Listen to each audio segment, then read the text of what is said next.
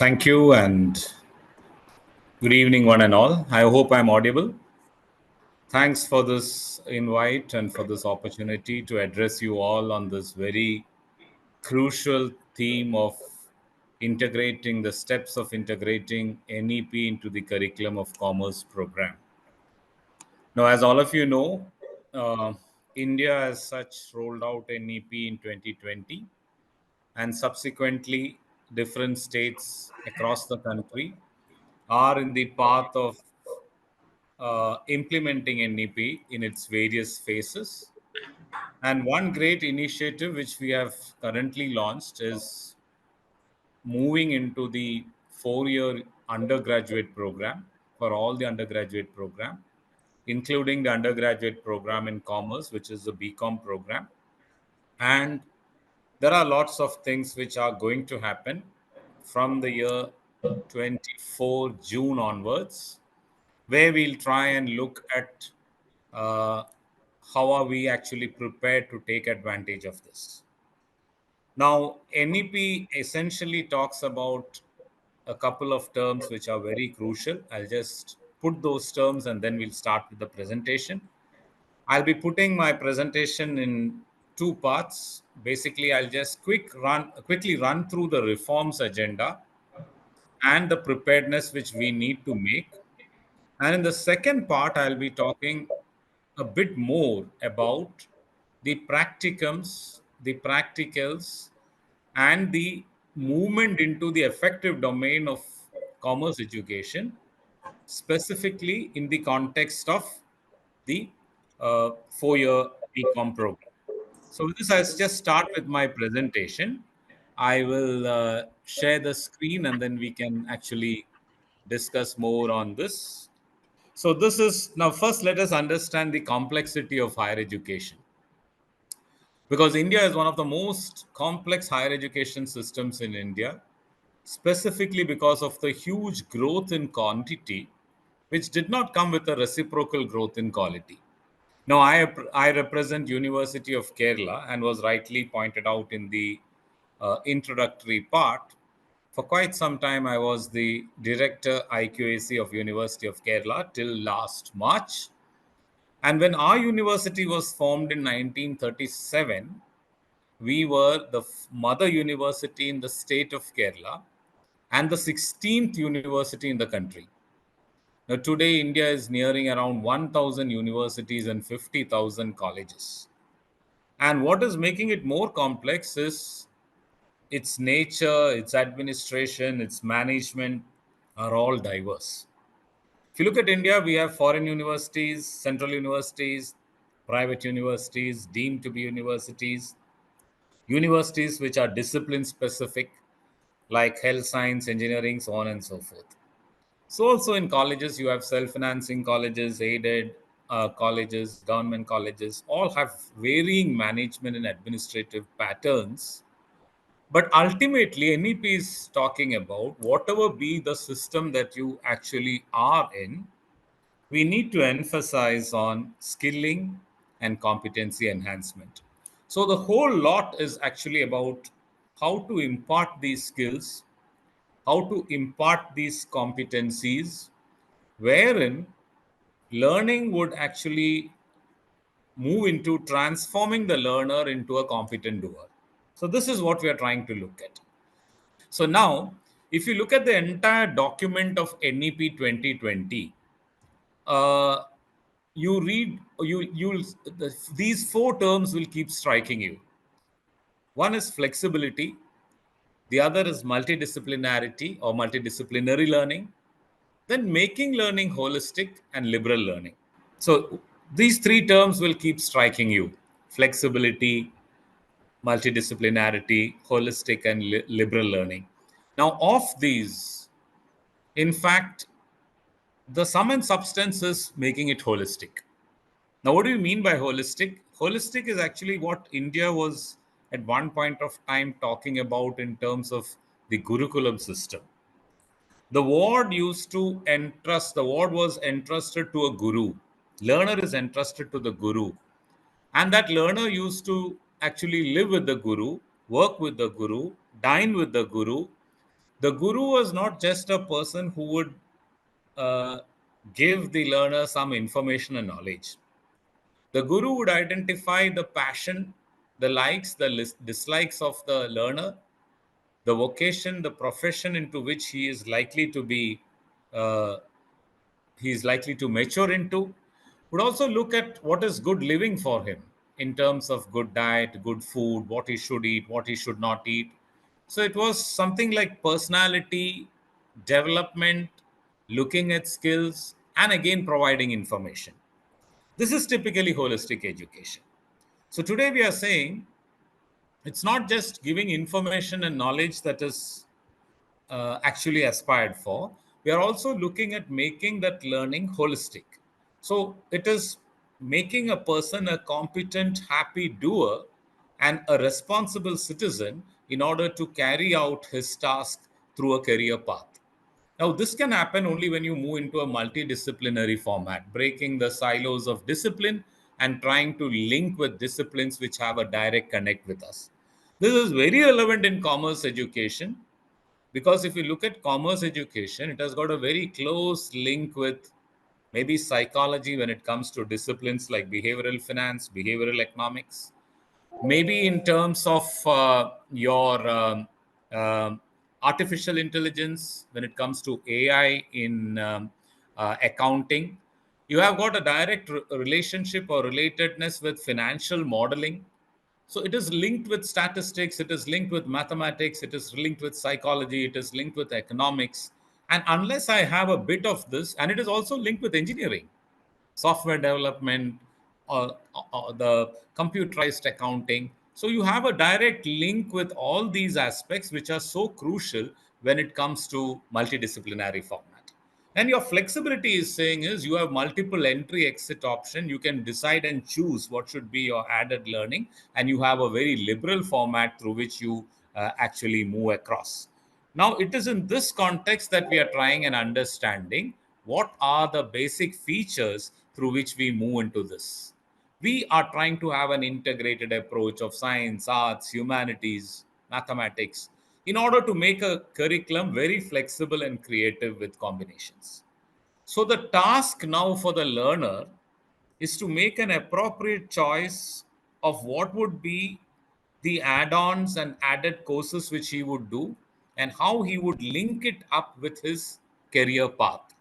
This would require a substantial choice from his part, and that is what is actually envisaged when we are talking about this. Now, NEP essentially talks about two forms of revamping. One, it is looking at actually doing away or phasing out the system of the affiliating colleges, and it is trying to move into what we call graded autonomy. But for this, a period of 15 years' time is left through. Currently, we have a number of institutions which are autonomous, but they are referring to movement into a system of graded autonomy over a period of 15 years. Now, what is challenging and more important for us is how we actually integrate into this in take this up in the current phase of reforms. And there, what is important is phasing out the phasing out your 3 year UG program. So we are that is an immediate concern. We are from this year onwards. Not only in Kerala, Kerala is implementing it from 24 onwards. Other universities are planning to implement this from maybe a uh, one or two years from now. We'll have it across the country. A couple of states or few states have implemented this from the last year onwards. So among the two reforms, the most demanding response is how are you going to phase out the 3 year program and replace it with the 4 year UG program. And this requires actually being prepared for autonomy, avoiding the risk of misusing the autonomy, and preparation for the 4 year undergraduate program, which is built in with a system of linking with real life context and linking with the society in terms of doing and having hands on experience. That is what we are trying to attempt under the 4 year UG program. So, the graduation, I'm not spending much time on this. The graduation will have a certificate in the first year. So you can exit with that. That is where your flexibility comes. You can finish 2 years or 4 semesters. exit with a diploma. You can finish your 3 years with 6 semesters and exit with a bachelor's degree, or you can go with an advanced bachelor's degree with an honors degree. So these are the different options you're having. We are trying to move into this different flexible formats. So it's not like a continuous learning which we had so far. So definitely, what is important is we need to have our curriculum designed in this form. It's not like you have all programs across in different formats and then you try to integrate that. But when you're saying somebody can leave as a certificate, what is that certificate giving the learner? Suppose you take a BCom program, 2 semesters are over, you want to exit with a certificate. Now the issue is, what do you do with that certificate?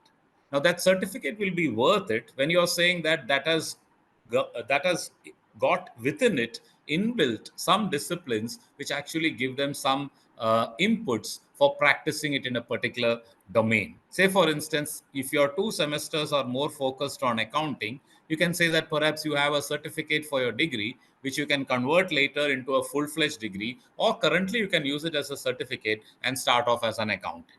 So, also diploma, so also bachelor's degree. So how are we actually doing this? Having We need to have critical mass of students who have real hands-on experience, and we need to have segmenting the commerce curriculum in order to say that with this part you will be able to do this, with diploma you will be able to do this, with a bachelor's degree you will be able to do this, and with a 4-year honors degree you become holistic, prepared for research as well as prepared for the industry to take up careers or to take up entrepreneurship as such. And we have a system of academic bank of credit, which I think most of you will be knowing. If there are questions on it, I can take that later. That means the credits that you exercise in the flexible format will be available in an academic depository. You will go on acquiring this, and when it reaches the desired levels, you can surrender the same and take your diploma, degree, or certificate as and where it is, and credits can be transferred across the country. Now, the 4-year UG program that we are talking about under NEP, the most crucial part is the flexibility for students in customizing their degree as per their choice. Now, till now, we never had, although we say choice based credit semester system, we never had a huge option to customize our BCom program. I joined for a BCom program. Whatever courses are available there, I'm forced to take that, and I do it whether I like it or not. So you have the option to actually customize it. So the learner decides. You have a major pathway, you have certain number of courses which you have to take as a major. But what are the other minor courses that I will take? What are the multidisciplinary courses that I will take? What are the language courses that I will take? What are the value added courses that I will take? These are all the choice of the learners which they take from a basket. Now, here it is important for them to exercise their choice judiciously. Say, for instance, somebody who does commerce, if you are interested in finance, perhaps your option for a minor can come in fintech. Your option for a minor, if you're interested in behavioral finance, can come from psychology. Your option, if you're interested in accounting and you would like to know more about computerized accounting and AI in accounting, it can come from a course on that, AI. Similarly, if your option is on regulatory framework of business, you can take some minor courses from law which have something to do with the legal framework of corporates and so on.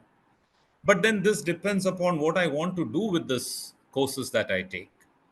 What I have at the end of the day as my career path. If I have not made my choice on that line, then there is always this issue which comes up as to what should be the key path that we actually build for us. So the challenge here is, how do you actually create this, and the options that you actually bring about is all about relating it to your career. Now, if I have not made up my mind on that, then anything and everything that I do turns out to be okay. So this is a key aspect of this program. That is why choosing, exercising your choice, and becoming purposive is very, very important. And for this, you have to actually relate to your context. That will be the key part of my presentation where you're going to do. and we'll bring it up on that form on how you relate to a real life context for projects, for interns, and how you bring yourself onto that. And this is the credit structure that we have now, and more or less the UGC system. You have to have a minimum of 133 credits for your 3 year and 177, the minimum, and you can go beyond that also. And you can take provision. There is provision for taking courses from other sources. You can do some of your courses online. You can do some of your courses from other institutions as well, but you have to customize what is best for you. This is the learner's challenge basically. And there is something called ABC, which is the academic bank of credit, which they actually rule into. Now there are three broad parts here. That is something very, very important that NEP is talking about for BCom program. There is a foundation component, and I'll come to that. Foundation component consists of a number of courses which give you a foundation to the learning path. It will have languages, it will have skill based courses, value based courses, so on and so forth. Then you have discipline specific pathways, which is a major and a minor. You'll have your major area, and you might have a minor area, which you can choose from another discipline. Now, suppose I have my major in finance and taxation, I can do a minor perhaps which can come from fintech, or can come from economics, or it can come from statistics and financial modeling. And in addition to these two, you have a discipline specific capstone, which actually refers to what you do at the advanced level in your 4th year in the 4 year UG program. Now, the combination portfolio is something like this. You suppose you're going to major in commerce, then 50% of all your courses will actually be from that major, your commerce subjects. 20% will be from your minor discipline, which will be a discipline other than the major one. That is where you go multidisciplinary. And 30% of your courses will be foundation courses. So keep in mind, we have this 50, 20, 30 combination. So you can take this minor from other disciplines. You can even do certain things which are out of your passion. Say, for example, when doing commerce, I would like to do a bit of music, a bit of art, a bit of dance, or a bit of yoga. I can do courses like that. I can also do courses from other discipline based on my intentions in future. If I would like to do certain things on machine learning, data analytics, that is also possible. And you have this combination. Now, this just refers to that portfolio again. You look at your major, your minor, your foundation. That foundation is having ability enhancement courses, skill based courses, value based courses, and your MDC stands for multidisciplinary courses. In order to broaden your horizon, you do certain courses which are multidisciplinary. And at the end, what we want is we want to ensure that you are a competent doer on that particular path. Now, this is just the percentage wise breakup. As I said, 50, 30, 20. You will have 50% on a 3 year program and 4 year program, which is your major. For commerce, it will be in commerce subjects. Then you have 20 in your minor. Then the remaining 30 comes from multidisciplinary courses, skill based courses, ability enhancement courses. And if you look at the uh, summer internship, you have it in your 3 year program and in your 4 year program also.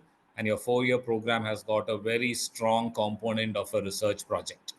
This is the same breakup. The earlier one was in terms of percentage. This is in terms of the number of courses, or what we conventionally called as the number of papers that you have.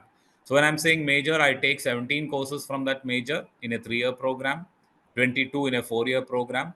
I take 6 minor, which I can choose according to my choice and according to my career path in a very judicious, purposive format. And then you have your multidisciplinary format. So now what is important here is it is all these are you choose three multidisciplinary from a basket of multidisciplinary courses. You choose a language other than English from a basket of different languages.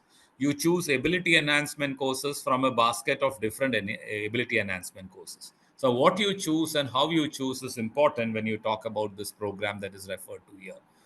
Now, this foundation course is basically made up of relevant knowledge which is drawn from different disciplines. And the objective is to provide you in the necessary inputs for contemporary living. And the course is actually appropriate for self-equipping students, and they have to see things, or they have to actually look at knowledge in life related context. So the key aspect of NEP is relating to life related context, relating to social context, for commerce relating to the industry, relating to live issues. You study motivation, you look at how motivation happens in the industry. You study accounting, you look at how accounting actually happens in a real life context, maybe for partnership firms and companies. If you learn about the capital market, you try to look at how trading takes place in the capital market. You learn taxation and you see how returns are filed and what is the implications of taxation for different kinds of SSC. This is what we actually refer to when we talk about the real life context. These are the objectives. So pursue higher education with branches of your choice, and this objective is to make you a lifelong learner. So even after your UG program, you continue to learn further and become a lifelong learner, acquire necessary skills and competencies. Today, a crisis that you see is you teach a lot about entrepreneurship, but you don't find people turning out to be entrepreneurs. You teach a lot about risk taking and leadership, but how many of the learners actually take risk and do things with the courage that they have acquired from the learning process? Foundation courses, these are the general and discipline specific courses. I already mentioned ability enhancement course, ability enhancement courses are basically to give you ability to transact with your languages. Skills are actually enabling you to do what you learned in your core courses. Value added course that will add further value to what you learned in another course. Multidisciplinary, drawing from other disciplines. Now, only one course from one basket you can choose. So, if you choose one from natural and physical science, then you must choose one from mathematics. You can choose one from humanities and social science. Commerce students cannot choose an MDC from their own discipline. They must choose from any other discipline to broaden their horizons of learning from other disciplines. Discipline specific pathways, already I mentioned, you have a major and you have a minor and foundational courses basically. Now, the capstone courses are courses that you do in the fourth year, and you acquire certain number of credits in the fourth year, a minimum of 44. You do a research project for 12 credits, and then you are actually specialized in a particular discipline. And with this 4 year honors with research option, you can directly go and enter or register yourself for the uh, PhD program. So this is what I discussed so far is in terms of what we actually talk about the reforms agenda. And the key aspect there is how learners in commerce will exercise their choice, relating their learning to what is actually happening in the industry, relating their learning to what is actually being implemented in a particular context. So they need hands-on experience, they need to do good internship, they need to do live projects, and they need to get associated with certain realities in order to make themselves skilled. Now, what I'm trying to discuss here is a bit about what NEP is talking about in terms of outcome based education. You know, outcomes are what you want at the end, what you want the learner to have with them when they finish a particular program. And the objective is to make learning more joyful and meaningful. What they will be able to do after a program is specified at the beginning. If you see this at the beginning, outcomes I've mentioned. So you look at any BCom program of any higher education institution, they will say this is what we are giving as our outcome. And then what happens? The curriculum will deliver the content, the instructions, your assignments, your practicums, your case studies, your live projects are all the instruction, your seminars, your industrial visits. These are all the modes that you use to reach the outcome. And finally, you have a set of assessment, your end semester examination, your continuous assessment. These are all directed towards this outcome. So NEP is saying that programs will be reframed on this line, where outcomes will be attained through a content, through an instructional design, and through an assessment pattern where you will be led to the outcomes. And if these outcomes have to be achieved, as we saw in the earlier case, they have to be related to real life context. If I'm talking about instruments in the capital market, I need to see how these instruments are actually formed, created, and transacted. If I'm talking about filing returns, I need to see the platforms through which these returns are filed. If I'm talking about transactions in the capital market, I need to see how live trading actually happens in the capital market. It's like doing what you're actually learning, experiencing what you're actually learning, and that is what is talked about. Otherwise it is like I'll always be dwelling on certain things which might not have the same experience or the same issues in the industry. This is not only for your papers which are directly having access to what we call true practice. It's also true with your courses on, say, human resource management or marketing. When you're doing something on human resource, as I was talking about, when you're saying motivation theories, I try to see what is happening in terms of motivation, or what are the factors which frustrate somebody in the industry through case studies. So this is outcome based education. Now, the essence of outcome based education is a shift from mere content to outcomes. The content generally addresses what am I learning, but the outcome is trying to address why am I learning.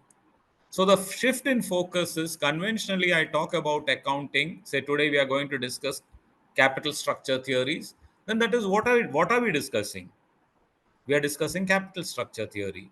But the more relevant issue is, why should we discuss capital structure theories?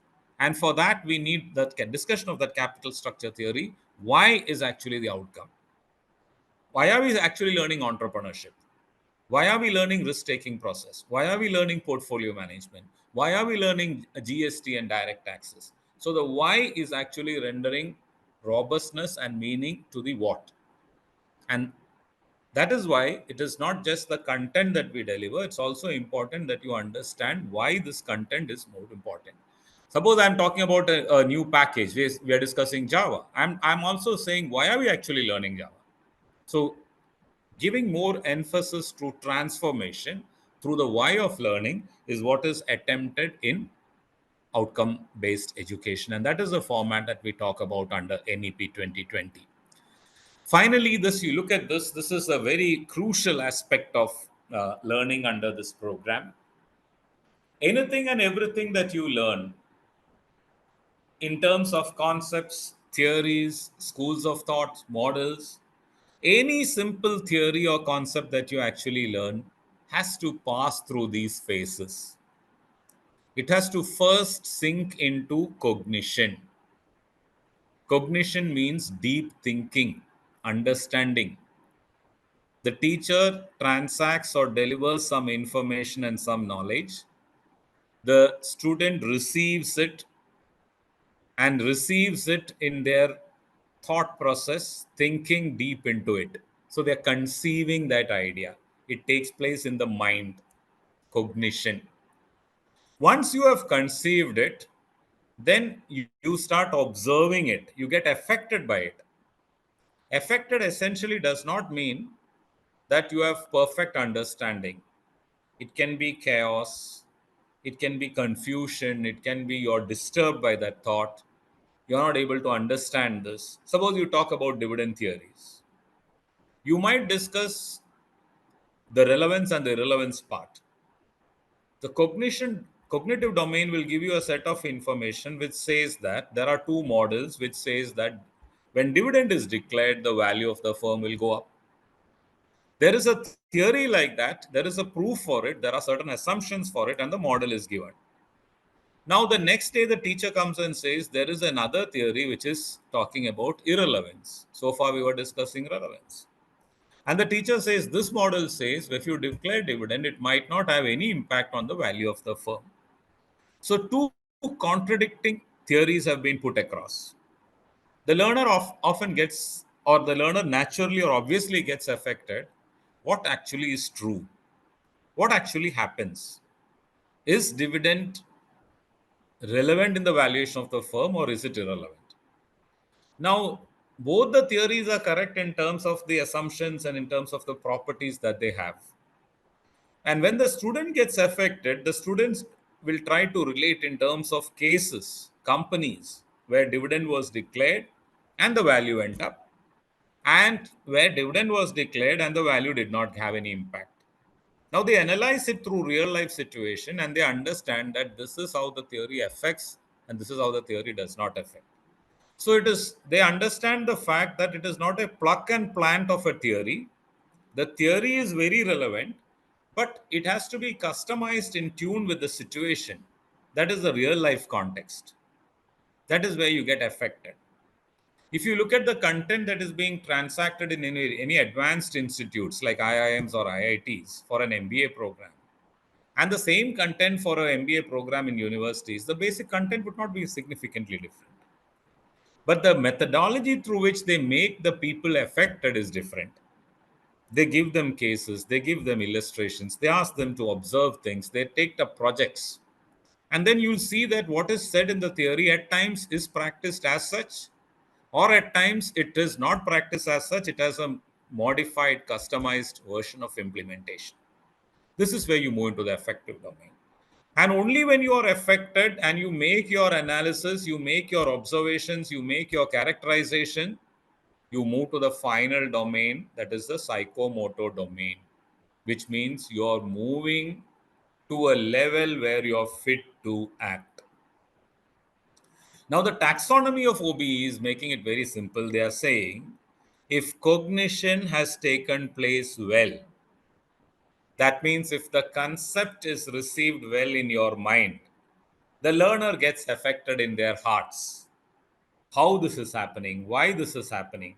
They characterize, they observe, they try and do different things, and then they understand. I'll just give one more example in the commerce domain. We talk about valuation of goodwill. Theoretically, we will discuss different methods of valuing goodwill: super profit method, annuity method, several methods. And if I'm just asking the student, you learn these methods and write it by heart in your examination and pass, cognition might not take place and the student never goes. If at all cognition has taken place, the student never gets affected. The student does not know how goodwill is actually valued in the real industry or in a real life situation. But when you do this cognition and you again ask the learner, try to find out how goodwill is valued, they will understand that goodwill valuation takes place through a big process of negotiation between parties. The vendor or the person who is going to sell their institution might say that we have this many years of establishment, we have this much past profit, we have this many branches, we have presence in this many places, we have this management skills, and so we are putting this value. The other party might say that you are affected by these things, so we will not give this, and then the negotiation goes up. So they understand realities. Suppose we talk about motivation theory, yet another example in HR. There are different theories. Now, you cannot directly say use Maslow's theory and solve one problem as such. Maslow's theory or McGregor's theory or Herzberg's theory are all relevant. But you cannot just directly use it straight and solve a problem. I have to look at the situation and see how they modified or customized this in tune with the situation, how they got affected, and that comes through case studies and projects. When that is done, when they get affected and they learn more on it, they move to the psychomotor domain, which is actually your hands, motion, action, initiating something. So the objective of this whole thing is see that they understand concepts, get affected by that in terms of what is happening outside. All innovations and inventions have taken place like that only. When Newton was sitting under a tree, he had deep understanding of theories relating to force that was attracting bodies to the earth. Suddenly he saw an apple falling from a tree outside, observation. Then he linked this to what was there inside. He got affected, what was affecting him, and what he observed. And it led to a new theory, gravitation force. Same has happened in almost all inventions and discoveries. So essentially, this talks about a simple concept that you teach. Let them understand, let them receive the knowledge, let them try to link it with what happens in a context, and then let them try to have hands on experiencing their part and move to the psychomotor domain. They are now capable to initiate. When you learn entrepreneurship, learn how successful entrepreneurs had certain traits and qualities, how they succeeded, how some did not succeed, get affected by that, and you develop your own skills and competencies to become a real entrepreneur. So, in conclusion, we are just talking about these three domains. The NEP format is saying when you learn, try to understand what actually happens. Certain things in the books might be happening just the way it is being taught. Certain things might not be happening in the way it is being taught. So you, if you need to get affected, you need to know the outside world. That is why practicums, practical applications, internships, projects, doing things on a real life basis all turn out to be so important when we are actually looking at this process the way it is being done. So this is what we are actually talking about when we are relating it to this domain. Now, one step further, if you try to analyze this and try to bring this into a real life context, we have to anchor this into the new program. You will have a lots of programs, courses in accounting, courses in taxation, courses in legal framework for business.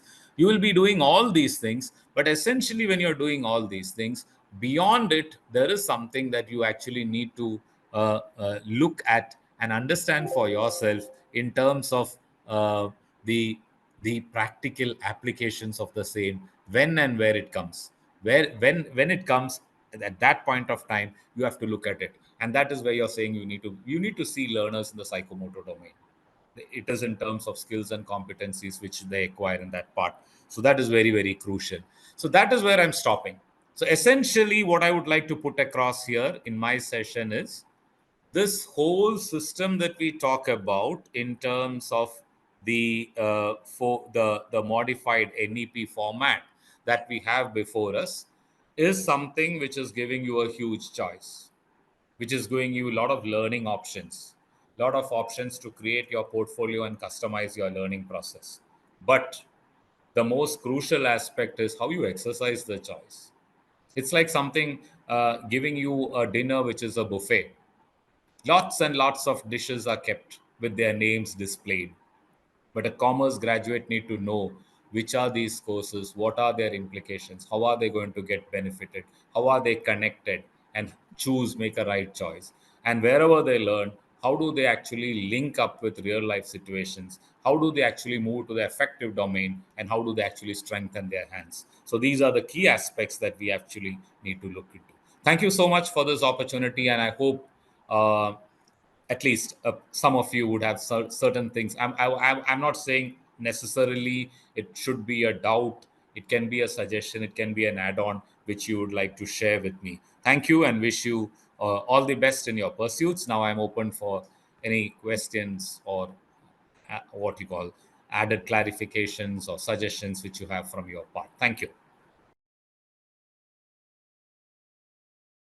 So we have seen how NEP 2020 can be implemented in all the colleges or across the institutions and all. But one thing Gabriel Simon sir specified is the importance of practical hands-on in this new education policy. Now, how this NEP 2020 can be achieved, or the objectives of NEP 2020 can be achieved with practical hands-on. So there are few situations which will be a struggle for a commerce background or commerce-oriented courses, because science, engineering, medicine, all these are practical-oriented courses and which have lab facilities where the student can come and practice the concepts they learned. But what about commerce? We know that there are few ERP systems where the student can learn about the accounting that they practice, but is that a real experience that they should get? No. In my opinion, the labs should be equipped for the actual practice of commerce concepts. If the students are learning about journal entry, if the students are learning about accounting, if the students are learning about costing, the lab should equip themselves to practice these kind of concepts in commerce. There are few challenges when we implement practical hands-on in NEP 2020 in commerce-oriented topics. Now, what are the issues that we address? One, lack of practicum. That means when we learn about this commerce concept, for example, journal entry, the only practical hands-on that we do is enter the journal entry in a book. But if there is any option to for the students to try this in different scenarios, in a different environment, that will be very easy for them to understand the concept. The similar thing is applicable for financial statements, costing, or any concepts of commerce. Now, another one is there are many opportunities for the student in if they know about the government portals, but how they can know about these government portals when they study their graduation. They only have the option to go through the screenshots of the government portals when they study. But right after the graduation, what they are going to face is the original website where they have no practical hands-on experience. And for descriptive purpose, the only option available currently is just study the topics on a by heart basis or complete learning without any practical hands-on. So how this can be integrated with case studies, as Simon sir mentioned. So that will be another challenges for practical hands-on in NEP 2020. Then as new policies, new framework comes in, this adds the responsibility or increases the responsibility of each faculty who deals with the students. There will be multiple reports to be prepared. There will be multiple type of assessments to be prepared. So the faculties also should be provided with some kind of helping system so that their work also gets easier. Now again, if we are implementing more assignments, projects, and everything into the curriculum, then the concept of plagiarism comes in, because in the new technology area of say chat GPT and all, the preparing an assignment, the projects, it's a very easy thing. So we have to address all these of gaps which we have actually identified a few. We have to address all these if we need to successfully implement NEP 2020 in our subjects, commerce oriented subjects. For that, we are providing a particular solution from Energy Vidya, which is addressing all these kind of issues and provides more more reasons to implement NEP 2020 on a very easy manner in all the institutions. It's 100% experiential hands-on tools that we have created, and it's completely integrated with the UG, PG courses syllabus. And this is endorsed by Skill India, NCBT, and sector skill councils like MEPSC and BFSI. We have created a 120 plus simulated and interactive tools to cover all the major topics in commerce. So simulation and interactive tools we have created in income tax, MCA, GST, financial accounting, cost accounting, business laws, everywhere. So we will see few tools as a demo for all of you to understand how this can be implemented as part of NEP 2020 practical hands-on. The Energy Vidya is already content hosting partner for SAP, Microsoft, and University of Cambridge. We are already associating with Delhi University to implement these kind of courses in their curriculum with School of Open Learning. And already for the last 4 years, Institute of Cost Accountants of India has using this e-filing tools as part of their skill training for the students. And there are n number of institutions who already experienced the kind of integration features available with our products, and they have successfully implemented NEP 2020 on a practical level in their syllabus for the students. Now, what is the conventional training and what is the difference with when you implement NEP 2020 or Energy Vidya tools actually in the syllabus? So on the conventional existing UG path, it will be theory and plus assessment only combined. But if we integrate the experiential tools that Energy Vidya has created, then the learning becomes very easier, very wonderful for the students. And you can see it will be hands-on with all the experiential learning, and it will be mixed with the theory, experiential learning and assessment, and students will be a graduate with a real world ready skill set. And how this can be achieved. So you can see the NEP 2020 demands classroom mandatory learning divided into three parts: theory, tutorial, and practicum. And regarding off-campus, there are seminars, summer internship, projects, and with choice-based courses, student has to undergo ability enhancement course and skill enhancement course and value-added course. Now, with regard to practicum, to address the practicum, that is hands-on, we have specifically created 6 tools, 4 for practice and 2 for the evaluation of their knowledge, specifically for this NEP 2020 implementation in all the colleges. Now, what are these tools? We'll go one by one. In actual demo, we'll show you what is actually happening and how this can transform your training and students' learning experience into another level. Now, how this can be actually implemented with each of the topic. So this is a sample syllabus of Delhi University. You can see multiple chapters in multiple syllabus or in the books can be integrated with the tools available with us. Now, I will also show you how this can actually really done. For example, I'm just taking you to our Energy Vidya platform. So this is Energy Vidya platform. So student will be getting user ID and password, where the student can log in using that user ID and password, and they will be reaching into this platform of ours. Now, all the tools that is provided by Energy is available in the practical menu. Now, I will show you how this actually done. For example, you can see here, this is a book for income tax purpose.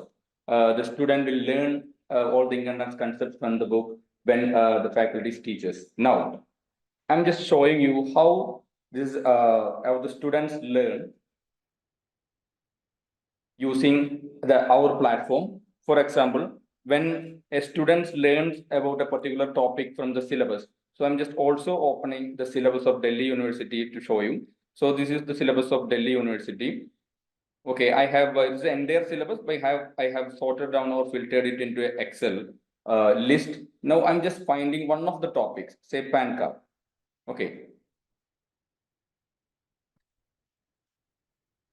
So when a student learns about PAN requirements and due dates for filing income tax returns in income tax topics of e-filing returns in a particular syllabus, in Delhi University, they will learn from the book. Now, what they will learn is actually how to take PAN card. How that experience can be given in our using our tools. They will go to the practical area in the EPAN section. You can see the tasks are allocated multiple in multiple questions, and student can actually take this particular PAN card for this particular task. So how it can be done? The student will click here. It will take them to a website that is created in Energy Vidya platform, and this will be exactly similar to income tax website. You can see the similarity. See, this is the original income tax website, and this is the portal that we have created. Here, the student will go to instant EPAN option, and the get new EPAN option is available here. They will click here to get new EPAN. Now, what is the actual steps in the original site? This exactly same step. The entire flow has been recreated in our platform so that student can learn about how to take EPAN. So student will click here. See, you can see the entire flow is maintained as such. Now, student will enter the Aadhaar card details as per the task.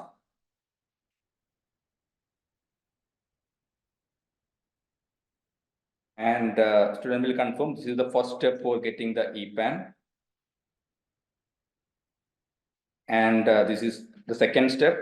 And in the application, in the original scenario, the OTP will go to the student's mobile. But since this is an educational website, OTP is mentioned over the screen only, 067.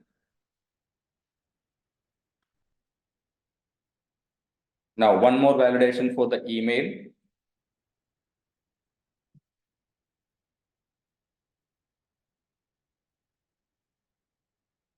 Continue. Now the PAN card has been submitted successfully. So this experience student is getting. They can also download the PAN card to complete the registration. So instant EPAN. They will go to check status or download option. Enter the same Aadhaar number as per the task.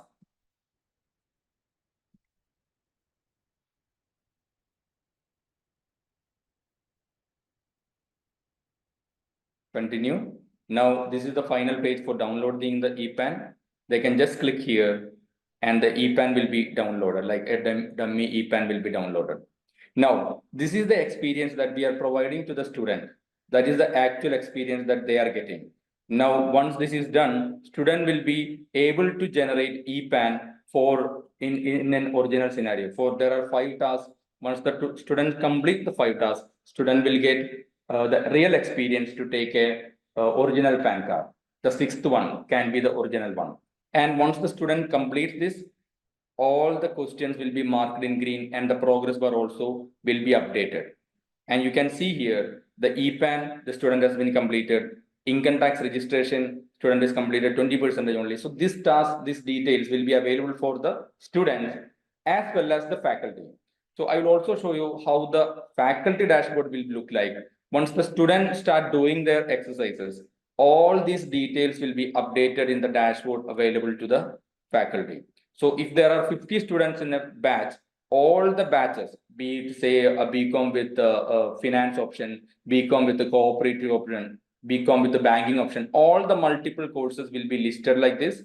And teacher can go to, the faculty can go to individual batches and see how students is progressing. So you can see here, all the students' details will be listed, and this can be downloaded to Excel also.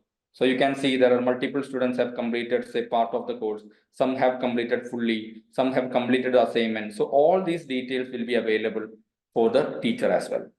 Now, how this can be this can be done for the other aspect of income tax ITR return filing. The income tax return filing, they will study in a particular topic, in particular subject in 6th semester or 5th semester. After studying about the concept, they can actually come to our platform and do a filing. So we are helping them to file an income tax return for the to experience how actually income tax website works. So there are multiple tasks available for the students, which involves all the permutations, combinations of deductions, the claims, the benefits and everything, so that students learns about all the options available in income tax website to create or to file an income tax return in an online mode. Now, what are the other options available? So this is only a simulation based tools that we have just shown you. Now, what are the other tools available? For example, student is learning about journal entry. Let's see where a journal entry comes in the syllabus. See, in DSC 3, discipline specific for financial accounting, this is the first topic, accounting process journal entry. So in the actual classroom scenario, students learns about this in a pen and paper mode and how they can practice this concept. Now, the student will come to our tool. You can see all the tools are available, including GST and everything as a simulated website that we have.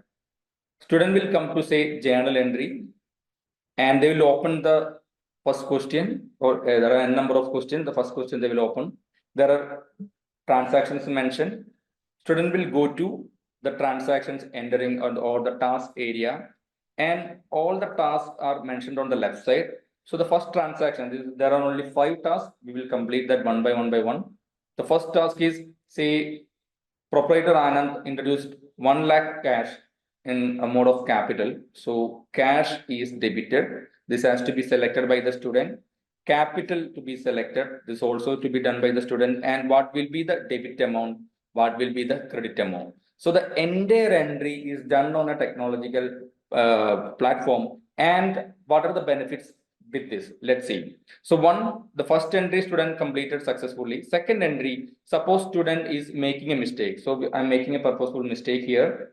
Say actually this entry should go to furniture and fixtures account, since this is a asset purchase entry. But for now, I'm entering this into purchase account. Amount is 30,000. Now there are 3 more entries. I'm entering that. Deposited cash into bank. So bank is debited, cash is credited, amount is selected, ended. Now purchase of credit purchase is done. So that is also selected. Amount is 50,000. Now the last one, cash sales for 25,000. So cash is debited and sales is credited. Amount is 25,000. Now there were 5 entries for the students to enter, and all 5 have been entered, and only 1 is wrong. Now student needs to click on the preview button. Now all the entries entered by the student is available here, and the student will click on validate. Now you can see there is one error that is highlighted by the system, and student should go back to correct this. Purchase account is corrected. Instead of that, we are selecting the actual asset account to be debited. Again preview, once again validate, the entire question is completed. Now, what will happen with this tool? Once the faculty completes the class of each concept, faculty will be giving homework, faculty will be giving tasks for the student to complete. But for individual tracking of this task, is it possible? Whether faculty can check all the students' homework, whether faculty can check whether the student completed the assignments that they give. Individually, it will be very difficult for the faculty to check. Now, what we have created is, once the student completes these entries, the question will be marked for the student's dashboard, and as I have shown you earlier, this will be updated in the student faculty dashboard available. So on a central level, the teacher can understand how much student have completed. Now, this is not a top level only database that you can drill down further. For example, you can drill down further like this, and student details on a practical level, what all students have completed. Say EPEN have been completed, IT registration is completed, journal entry is completed, but cash flow statement is not completed. This kind of insights the student, the system provides to the faculty, and faculty can understand from a single page where the student is lacking, whether it is GST, whether it is income tax, what knowledge is that need to be retrained for the students. So all this information is given to the faculty. The same way, this is the second type of tool that we have, as we shown you earlier. One is simulation tool. The second one is interactive practice tool. And this interactive practice tool is available in, say, cash flow statement, bank reconciliation, financial statement. So it is aligned to all the topics in the syllabus. Entire topics is aligned. Entire chapter is aligned. And the topics like costing and standard costing, cost accounting, then marginal costing, everything is added into our tools available. Now, this is the second technology that we were discussing about. And the third one is open book case study. So what is open book case study? For example, the teacher is teaching the student contract law from the book, and how to ensure that the teacher, that student understood about the concept of contract law based on a case study, right? Now, how to track the case study, whether the student have actually understood the concept, because there should be the provision, there should be option for the student to note down the provision or select the provision to answer a case study and reach at a conclusion, right? Now, we have created a specific tool for this kind of descriptive topics.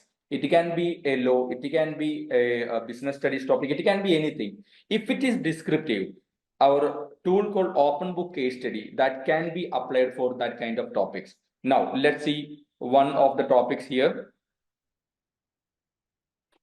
So this is one sample open book case study concept. So this discuss about contract law, specifically continuing guarantee. Now the question here is, say there were three persons involved in a contract where one person gives guarantee for the another person, and three transactions happened related to that contract. But before the third transaction taking place, this guarantee is passed away. Now, whether the third transaction which happened after the death, whether the person is liable or not, that is the question. Now, when the student starts to answer that, you can see the analysis of the case study is given here. Now, student needs to find out which are the provisions required to correctly analyze this kind of case studies and what will be the final conclusion. For that, student should have the understanding of the entire book or should have the access to the entire book of contract law. Now you can see here, this entire book is added into the right side of this answering pane. You can see the entire chapters are available.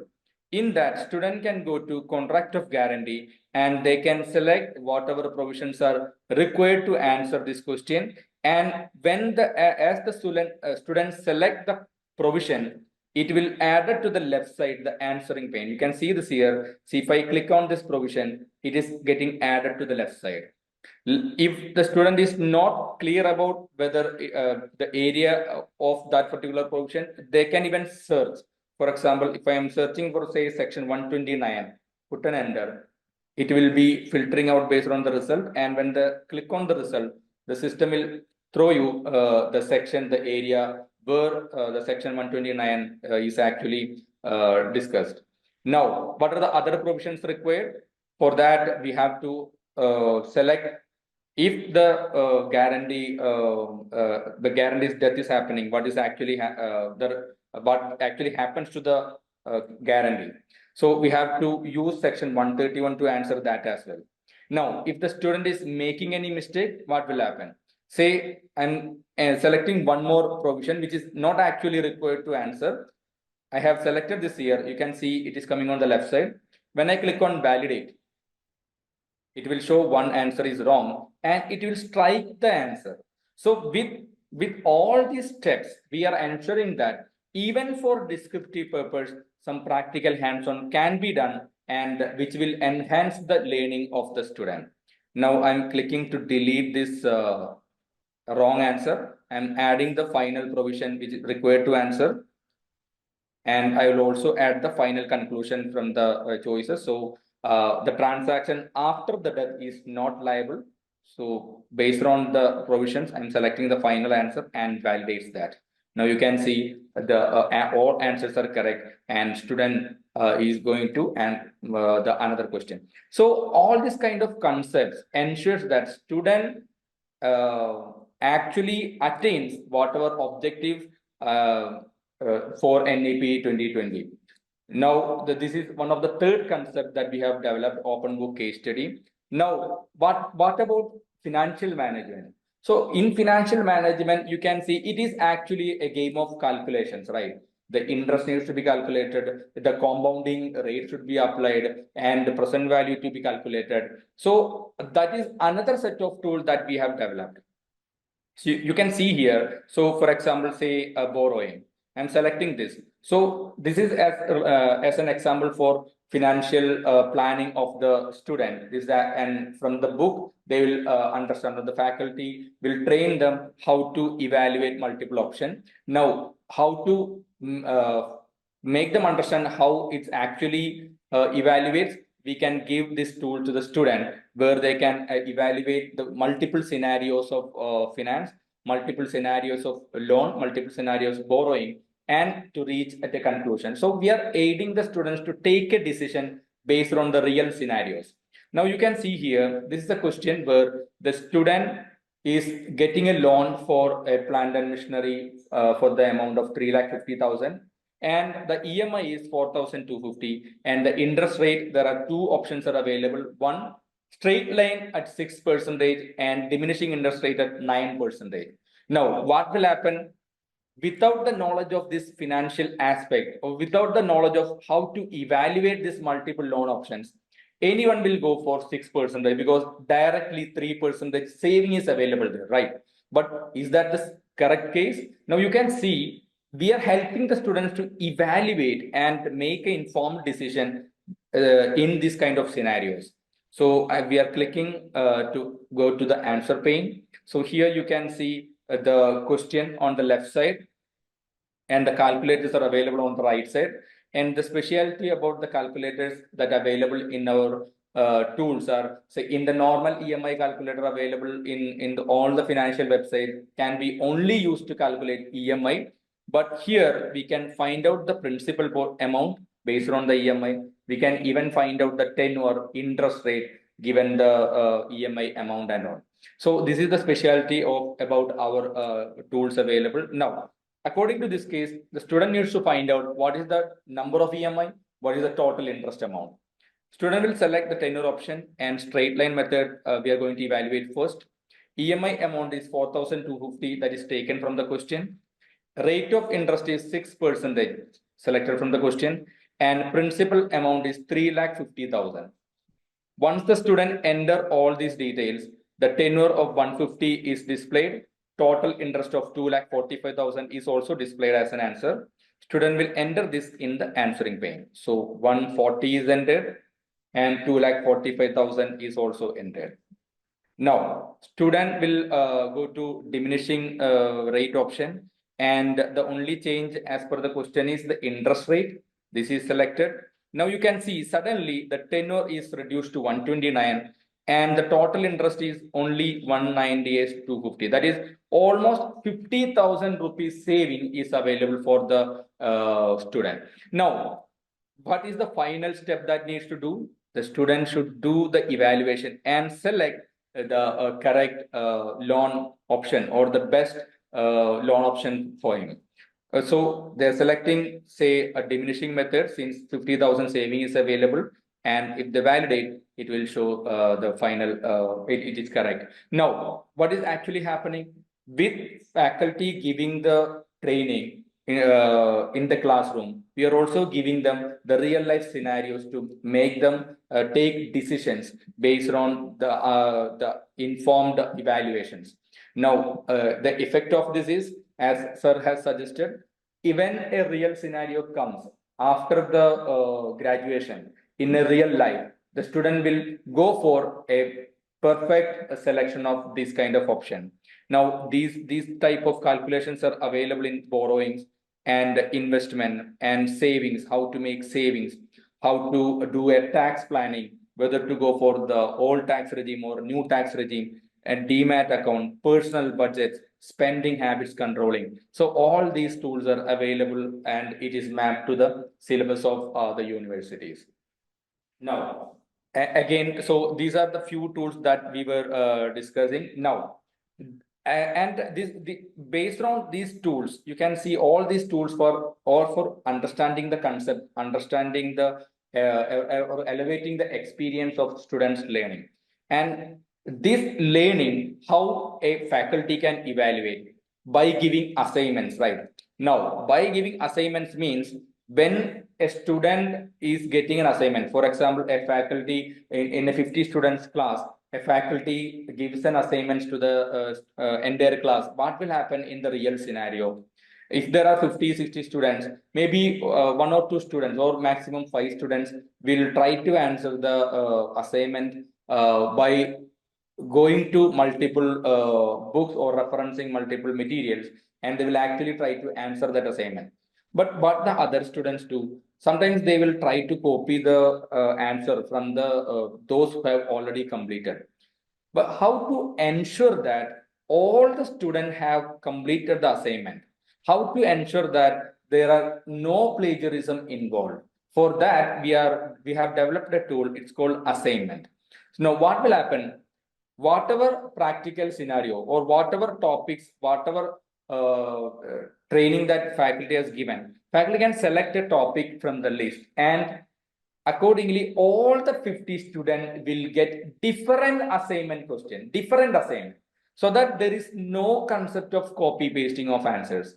All the student has to complete the task allotted to themselves, and this can be tracked at the faculty's dashboard as well. As I have mentioned earlier, all the assignments will be individually tracked. Individual students' assignment can be tracked. Now, this will ensure that the effort put in by the faculty, it's actually reached to the students, and the students are actually aware of all the concepts that are trained in a graduation or on BCom or BBA, whatever commerce topics. Now, again, for a conventional MCQ mode assessment is also available. It can be useful for the student to do a revision. They can schedule it on their own, and they can try to answer the question to revise whether they have completely understood the concept and all. So that is option is also available. Now, if there is any kind of repeated training is required. For example, the teacher trained them in semester 1 about journal entry, or semester 2 about GST, and the say student is having some difficulty, or student was absent during the class, and later on student needs to understand how it is actually happened. So what is the option available? All the learning materials, be it PDF or be it video content, self-learning video, everything is available in this learning material section. So you can see here all the PDF materials are available, the video materials are available, where the student is learning by seeing the videos. So if there is anything that they have missed out, it can be revised again by going to the learning materials. So in every aspect, so we are helping the students as well as the faculties to elevate this experience of learning in terms of commerce. So with this, I'm going back to the presentation. So what are the other features of the tools? It is completely integrated, can be completely integrated with the syllabus. So when the students learns about all the concepts, say journal entry, student will use the tool. When the student learns about GST, student will use GST tool. When the student learns about costing, they will use the tool related to costing, so that the entire concept and the whatever objectives is envisioned for NEP 2020, that will be achieved, and all the students will be future ready. So that is the vision of NEP 2020, that will be achieved. So with that, we will be going to the Q&A session. So just before going to Q&A session, all of you will be getting a feedback form in the chat box, and also as well as in the email. So please use the chat feedback form to give the feedbacks about the product and about the entire webinar. Now we will go to a Q&A session. Our Simon sir also will be there to answer your queries related to NEP 2020. If you have any queries related to our tools, I will also be available. Our team is available to answer your queries. You can type your questions in the chat box. And if there is any question that is unanswered, we'll be separately will create an FAQ for your reference as well. We will send you that as well. So and at the end you will get a handbook also. Whatever that Simon sir has discussed and what I have discussed, you will get a handbook on NEP 2020 as well as Energy Vidya offerings for the institutions. So with that, I'm closing this my discussion. So thank you. We'll move into Q&A session. So Simon sir, there was a question from Mr. Rajiv Rajan. Yeah, I saw that question. Yes, The yes. question was, is BCom is inherently multidisciplinary, And given that it draws from various disciplines like economics, maths, management, in this context, what exactly will constitute minor courses? So, good question. The idea behind having a major and a minor is actually to go multidisciplinary and make your education holistic. Now, when you say minor and major, what is actually talked about in NEP? The major is your core. Now, if I'm taking a major, if you look at other disciplines, suppose I'm saying my major is in mathematics, I have to have certain complementary add-ons from other disciplines. Now, the question here is in commerce, the real fact is that commerce is, as you rightly said, is highly interdisciplinary. Even before this NEP 2020, it had courses from law, it had courses from statistics, management, mathematics, so on and so forth. But they were courses which were provided by the same department. Now, NEP is saying that you have to go to another discipline, which need not always be essentially another department. You need to, because in order to ensure multidisciplinarity, you have to go to another discipline. Going to another discipline for a minor can be another discipline from another department like economics or mathematics or statistics or data science. It can also be from certain allied disciplines which can be having an inbuilt status from commerce. Say, for example, as I said, fintech. It can also be something which has got something to do with computer science. Say, for example, in computerized accounting. So the idea here is to look for certain minor courses which are outside your main discipline but have very close association with your discipline in order to strengthen it. Now, this can happen when you do, say, for example, in economics, macroeconomics, monetary policy, liquidity management. These are things which are associated with your main disciplines. As I said, it can be with computer science, with AI and accounting. It can be in fintech, where you're talking about financial services. So, you can have minors from disciplines which are allied and related to commerce, which provides a growth path there. But as you said rightly earlier, also there were isolated single courses in other discipline. Now we are asking for selecting a group of courses from a minor outside the major discipline, which have a direct alliance to this. So that can be in two forms. One, it can be related to your career. It can also be related to your passion and your what do you call fuller development. Say, for example, if I'm interested in music, if I'm interested in health, if I'm interested in listening skills, I'm also free to do certain courses which are not from my discipline, but which will give me that input in health management or behavior or listening, or even in terms of music on my passion. So some courses from other discipline are actually related to your passion and development. Some are very closely associated with your career. You need to identify them and link them up along with your major. So that will be the answer to the first question that was raised. Another question was by Dr. Kamal Kant Sharma. His question was how ABC can optimize multiple entry and exit options. ABC is actually not talking about the entry exit option, it's actually bringing in flexibility in the way you acquire your credits. That means I go on acquiring credits which are required for a particular, I register for a particular program. I start acquiring credits. Suppose there's a 4 credit course, I complete that and I have earned a credit for that. I go on doing this and adding on. Now, the advantage of optimizing this comes because there is a provision for credit transfer. I have done some courses in University of Kerala. I moved to University of Delhi, and I'd say that in University of Delhi, I'm giving reference to the courses that I've done in University of Kerala and which is available on ABC. So I can carry on with that in Delhi, or I can from Delhi move subsequently to Mumbai and I can carry on there. So credit transfer is possible. That is one way of optimizing. Another way of optimizing it, I can look for the similar credit courses under the MOOC format of Swayam NTPL platform.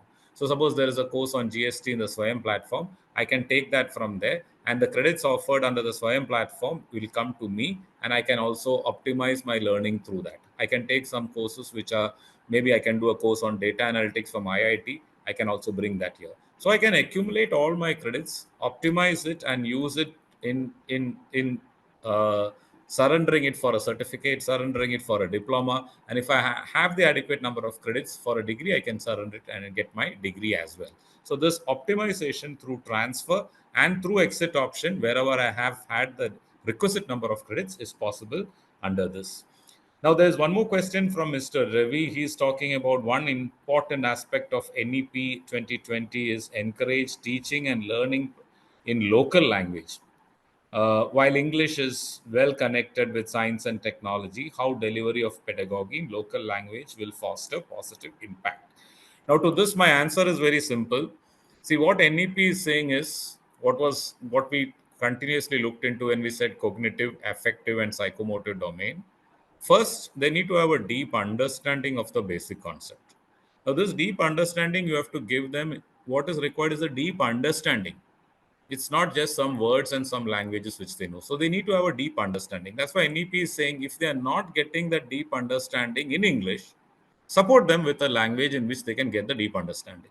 Because unless they get the understanding, they cannot move into the affective domain. They cannot get further affected by observations and linking. So that has to happen, and that is what is actually said over here. So it's not saying that you don't do it in English, but then where you feel that a language support is required for them, you need to give it. That's why they have created a system for converting much of the literature and language into the local language, through which they can get it done in that format, which is important for them. So that is it. So they are not saying that you don't learn it, but then you have to see that it comes in that particular format. Then another question is from Mr. Shivakumar, Satya Sai Institute of Higher Learning. As per NEP PG course for 1 year, after 4 year UG program, a large number of BCom BBA students join MBA after UG. But in most cases, MBA is for 2 years. Is this in this context? Will BCom BBA students for 4 year UG program they may leave after 3 years? How do we? Okay, so the 3 year option is actually meant for those who want to work after 3 years. Those who want to do research, they only will go for the 4 year option, and they directly will go for the PhD program. After 3 years, if they need to work, they can directly work. And at the same time, the option for the 2 year program will still be available. So they can go for that and they can work, do the 2 year program. But if their intention is to go for a 4 year program, obviously they have to look that those are the people who will actually look for research, and only for them this 4 year honors with research is going to be more important. There were few questions related to the application, our Energy Vidya. So this is yes, the one question from Priya Agarwal. It's is it an institute software that faculty can also use? Yes, definitely. The faculty will be getting the details of the students. It will be the dashboard and everything related to students will be available for the faculty. There won't be any charge for the faculty ID for faculty access, and the FDP training will be part of the faculty access. And one more question related to this is whether the software is free or paid. It's actually a paid version for the student, but at a nominal, very nominal amount only we have fixed. And another question is whether new questions can be added. Yes, the feature is available in the assignment tab. Whatever questions that we have mentioned over here, and another questions, it can be added to the question bank that we have. So whatever questions that that faculties can suggest can be added to the question bank, and that will be provided to the students. And can we use this in university or college? Yes, we can use it both in university as college. There is no confusion in that.